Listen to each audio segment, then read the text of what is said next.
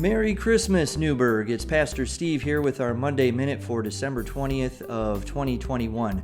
We've got a lot going on this week, including our longest night services on Tuesday, tomorrow, both during the day and an evening option, as well as an online option. We also have our Christmas Eve services that are coming up on Friday at 7 p.m. indoors and 11 p.m. outdoors. We hope that you can join us for one or all of those events. And a reminder that if you are coming to any of our indoor events, that masks are required. You can find out more about these services and the other happenings that are going on in our church at our social media or on our webpage at newburgumc.org/events. The season of Advent is coming to a close, and starting this week, we will officially enter the Christmas season. And as we wind down our sermon series and devotional times on Honest Advent based upon Scott Erickson's book, I know that some of you have been challenged this season in the ways that he presents the story and the perspective that he brings to it from a more human side. We aren't used to thinking this way about Jesus or about the birth of Jesus in particular. A lot of times our songs, the images that we've created for ourselves, make a nice safe space for us to enjoy Christmas and to ignore the harsh realities of the world. The decorations, lights, trees like I've got behind me here in my house are all symbols of that, and they are symbols of much more as well, I think. But who can blame us for wanting to escape from those things? We all need a break. And especially in these times when we've got a fourth wave of COVID, the tensions that we're feeling in our country and in the world are more than palpable. And we want to put some of those harsh realities behind us. But I would remind us, as Erickson does, that Christmas, the incarnation of Jesus, the true God is with us good news, is precisely that. Because God chooses to enter into this world and to truly be with us in the same way that we already are. See, we tend to look for a Jesus who is above it all and will wave a magic wand to try to fix everything for us. But instead, we get a God who says, I am going to be with you, both in the mountaintops and in the trenches of life.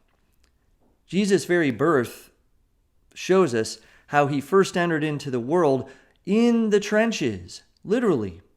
A manger sometimes is a trench that is dug out in a place where Jesus might have been born back in the first century world.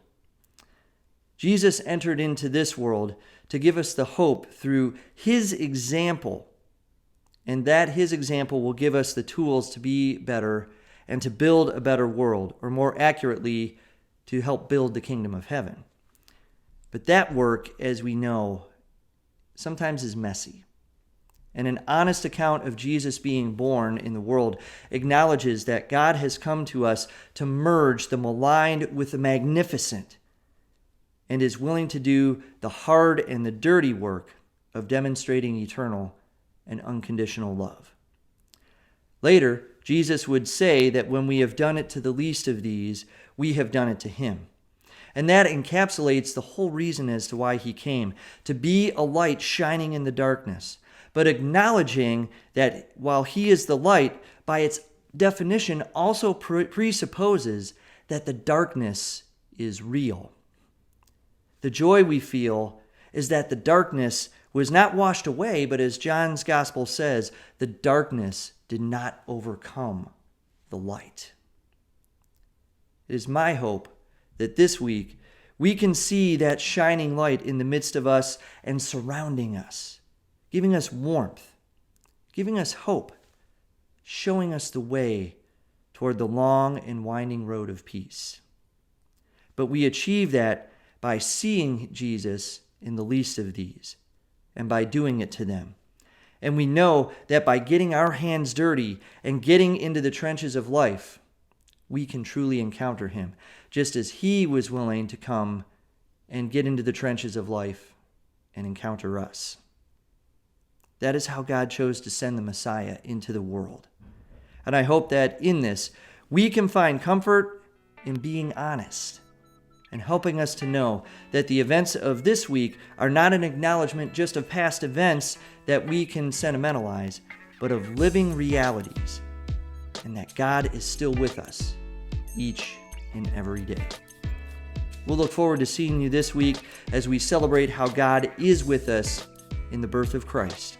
Have a Merry Christmas, and we'll see you all back here next time for a Christmas season edition of the Monday Minute.